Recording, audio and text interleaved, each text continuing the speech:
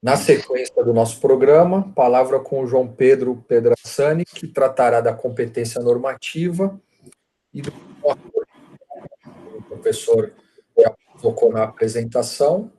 Questão em tese resolvida ou não? Zé Pedro, está contigo aí, meu amigo. Está comigo. Boa tarde a todos. Fabiano, está aparecendo algum material ou não, por favor?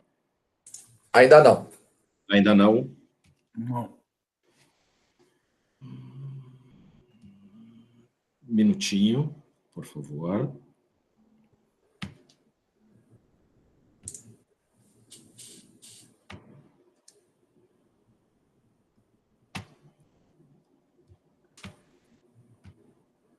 Consegui compartilhar? Não, agora começou a aparecer, sim. Tudo certo, João. José, desculpa. Tudo certo, obrigado. Cumprimentando o professor Manriche, agradecendo o Fabiano, que nos conduz como moderador e que organizou, junto com o Elton, essa nossa sequência de apresentação. E eu, como novato e sendo iniciado agora com a apresentação no nosso grupo, como foi interessante, porque mesmo sem que ocorresse combinação, a sequência de temas parece que foi uma sequência extremamente natural. Essa circunstância em relação à qual eu fiquei incumbido, muito menos me pareceu abordar por si só a decisão do Supremo Tribunal Federal a respeito do comum acordo previsto na Constituição, no 114, parágrafo 2º, mas com uma condição maior, que foi de simplesmente desnudar para vocês, e ao final eu vou acabar colocando as questões que me assustam um pouquinho, porque eu não sei se é pretensão ou se é um pouco de susto. Historicamente, quem atua no âmbito da justiça do trabalho ou imbuído do direito do trabalho acabou se segmentando e se especializando tanto no nosso sistema jurídico, o sistema jurídico do direito do trabalho, e eu acho que nós passamos a enfrentar algumas dificuldades. E a maior dificuldade que me parece é porque nós sempre olhamos a jurisdição trabalhista e o direito do trabalho enquanto sistema por ele, não com uma ideia de maior compreensão da ordem jurídica. E nós chegamos num momento de uma certa tensão, e eu acho que cada vez mais essa tensão ela é premente, porque nós viemos de uma legislação infraconstitucional e com uma visão muito específica do direito do trabalho, e acho que nunca nos debruçamos a perguntar até que ponto a legislação passada consegue ser recepcionada pela Constituição Federal de 88. E, portanto, nós tentamos compatibilizar, ainda que forçosamente, a legislação infraconstitucional, dentre as quais até a CLT, num regime da Constituição Federal de 88, onde ocorreram algumas rupturas. Mas, especificamente na competência normativa, e aí eu fiz uma sequência de abordagens, porque o que me parece mais relevante é o item 4, o último, de tentar fazer uma pesquisa, uma visão ao Supremo Tribunal Federal e do início das questões ou do enfrentamento de recursos extraordinários que envolviam decisões, sentenças normativas. Eu fiz um scoutzinho entre o Tribunal Pleno, a primeira turma e a segunda turma. É óbvio que essa não foi uma pesquisa histórica, mas de julgamentos que aonde já existia uma sinalização do Supremo de longa data, ainda que se envolvesse a Constituição de 46, Constituição de 67, ou a própria Emenda Constitucional de 69, mas a respeito da concepção, da instauração e da efetividade da competência normativa ou da jurisdição normativa. E o que isso é significativo?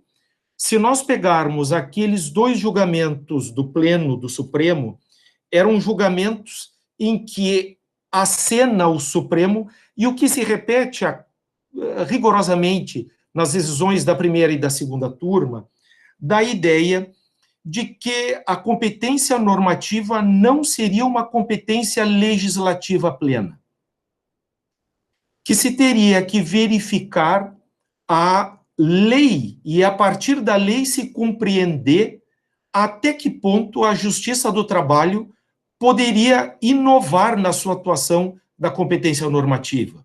Ou seja, aquele conceito que, muito arraigado entre nós, quem sabe remetendo à incorporação, seja da legislação francesa, seja da legislação italiana, a respeito da atuação em sede de conflito coletivo, nunca foi vista pelo Supremo Tribunal Federal como uma competência restrita e como uma solução maior de ambiente negocial. Eu sei que pode parecer um pouquinho chocante para nós, e eu aqui me desnudo de uma maneira verdadeira para vocês. Eu praticamente levei um pouquinho de susto ao conseguir compreender estes 5 pontos que o Supremo orientou e vem orientando, e aí se chega à compreensão, ainda que se tenha alterado a Constituição Federal, ainda que se tenha uma visão um pouquinho mais evoluída, eu vou dizer, do ponto de vista da negociação coletiva, mas algo que o Supremo Tribunal Federal sempre pontuou: a Justiça do Trabalho, no exercício da competência normativa, não possuía potencialidade restrita de legislar. B, na verdade, a competência normativa sequer poderia investir em condições previstas na Constituição, porque a competência, obviamente, esse exercício não poderia se dar contrariamente à Constituição e nem de modo supletivo a dispositivos da Constituição que expressamente remetiam a uma atividade do Estado legislador, como complementação legislativa. A competência normativa e essa atuação de resolução de conflitos coletivos era relevante, e é relevante como atuação da Justiça do Trabalho, sempre que essa atuação encontrasse um suporte de lei ordinária. E isso é muito significativo, ou atuando num vazio, ou de forma subsidiária e supletiva. É claro que, pelo horário, nós não estamos num estudo efetivo da competência normativa, mas apenas para compreender. O Supremo, e aí chega na letra E, o Supremo veio dizendo: considerando que a legislação estabelece que há um adicional mínimo de retribuição de hora extraordinária, é compatível à Justiça do Trabalho fixar um percentual maior, porque ela estaria atuando de uma maneira subsidiária ou supletiva. Por quê? Porque a lei diz que é de no mínimo. Diversos julgamentos do Supremo Tribunal Federal acolhiam inconstitucionalidade para elastecimento de garantias provisórias. Isso chegou num casuísmo, inclusive, de que o Supremo começou a analisar cláusula a cláusula, segundo o histórico seu. Ou seja, se nós formos fazer uma fotografia pré-Constituição de 1988 e pré-julgamento recente a respeito do comum acordo, se vai verificar que o Supremo Tribunal Federal sempre veio emprestando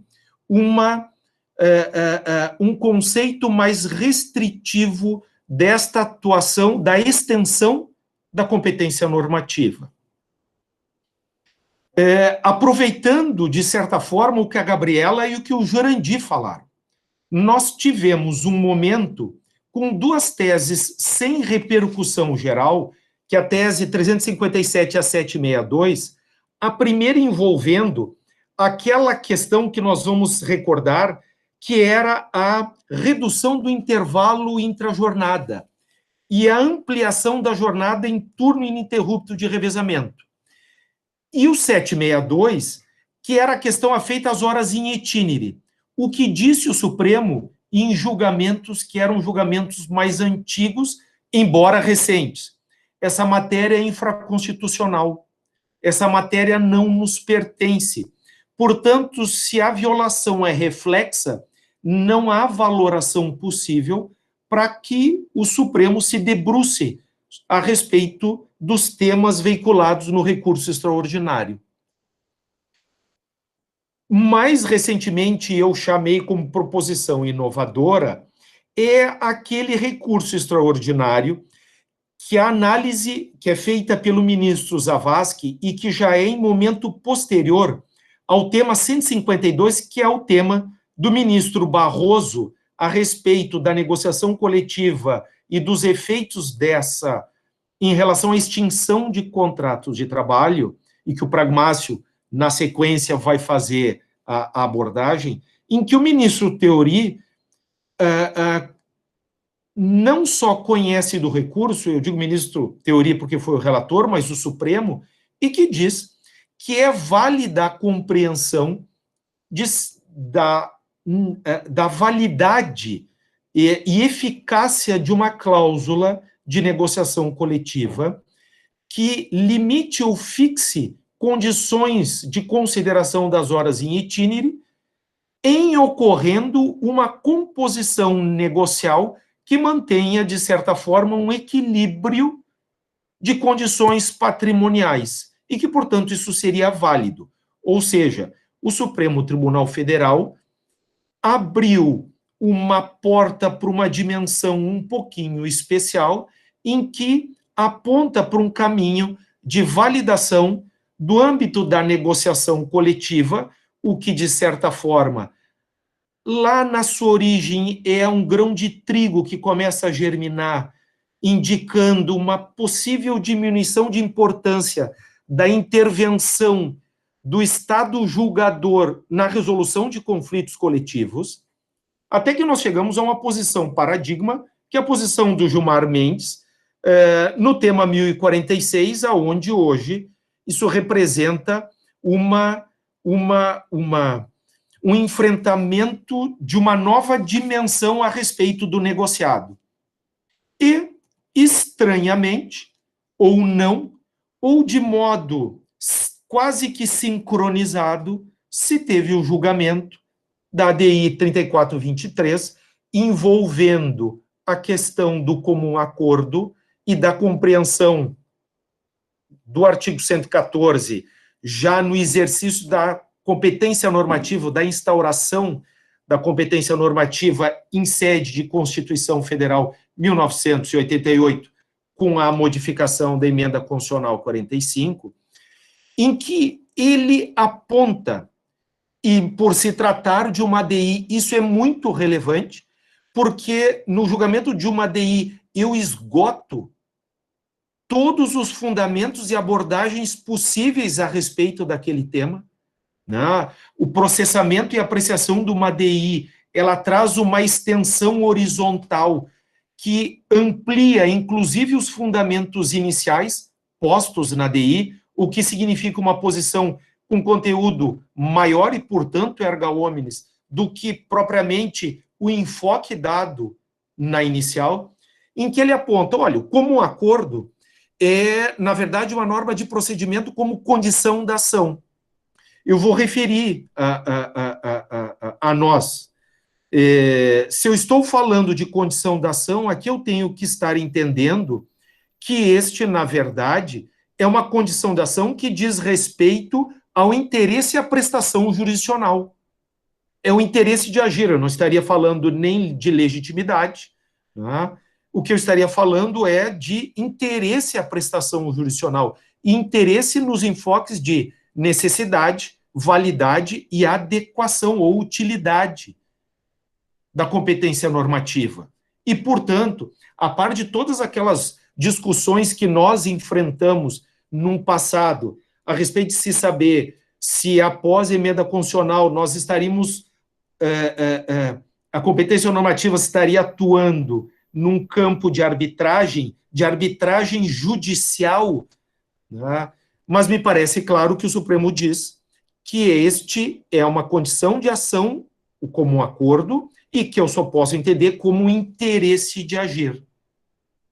E assenta o Supremo, ainda que com votos divergentes, mas como posição mediana de compreensão de que a evolução está indicando uma diminuição da incidência do Estado julgador no âmbito dos conflitos coletivos. Ou seja, eu tenho um Estado legislador que ainda atua de modo muito incisivo no âmbito das relações de trabalho, mas parece que o Estado julgador do ponto de vista dos conflitos coletivos, aí ele está sendo acenado uma diminuição da sua importância ou relevância.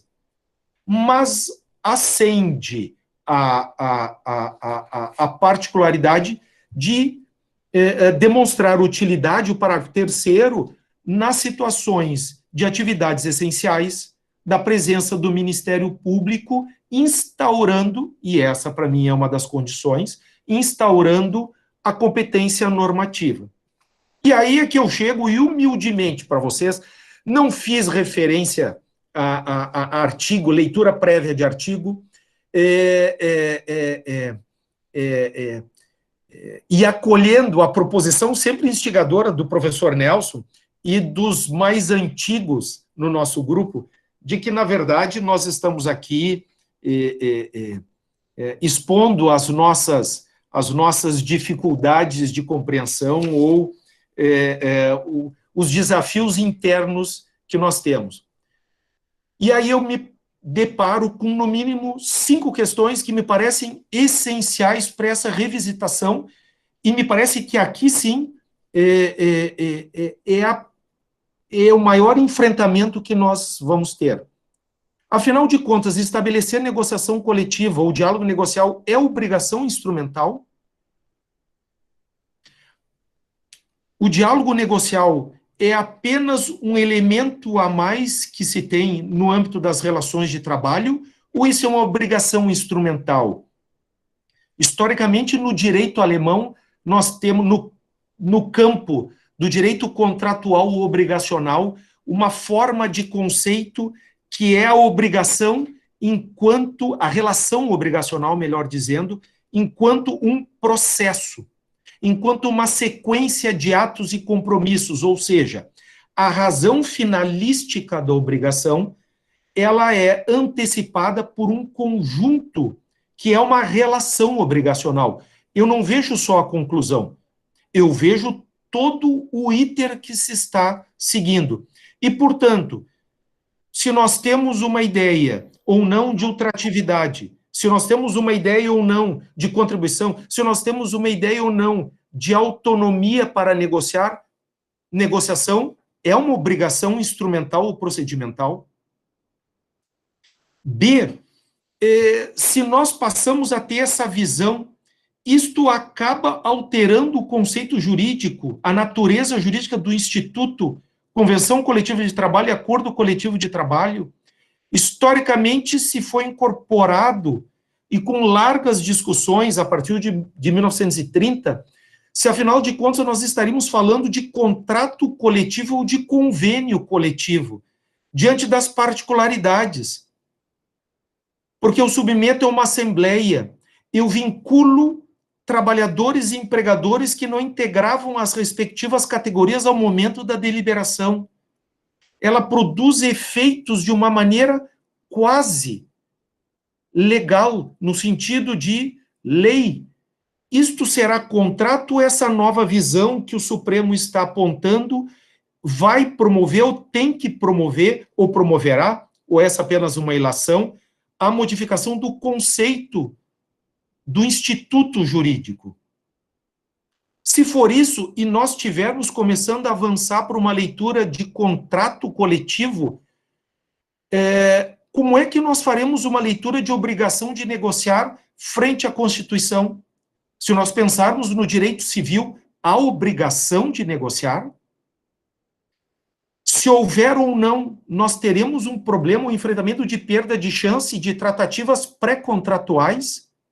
Tudo aquilo que se desenvolver em mesa de negociação, ainda que não se chegue, não se ultime a obrigação de negociar, com a formalização de um acordo, de uma convenção, tem repercussão jurídica? É possível que, num ambiente de negociação e de abertura de negociação, uma das condições a negociar seja, desde logo, como um acordo por encaminhamento ao Poder Judiciário, suprindo o que exige o parágrafo 2º? Mas se nós estamos falando de uma leitura conforme a Constituição, e se lá no artigo 8º da Constituição é dito que é direito social fundamental e, portanto, de segunda dimensão, as entidades sindicais, o direito de negociar e de participar de negociação, isso não compreende mais amplamente a possibilidade ou o dever de negociar conforme a Constituição? Se nós pensarmos na Alemanha, a autonomia sindical, a existência do sindicato, a independência sindical, não vem de uma resolução específica ou previsão específica para as entidades sindicais, mas do direito genérico de associação. E, portanto, se eu começo a ter que enfrentar a Constituição com uma leitura mais ampla, de um histórico constitucional, significa que, ao se traduzir um direito de segunda dimensão, de alguma maneira eu tenho que concretizá-lo. Não podem os particulares impedir a concretização.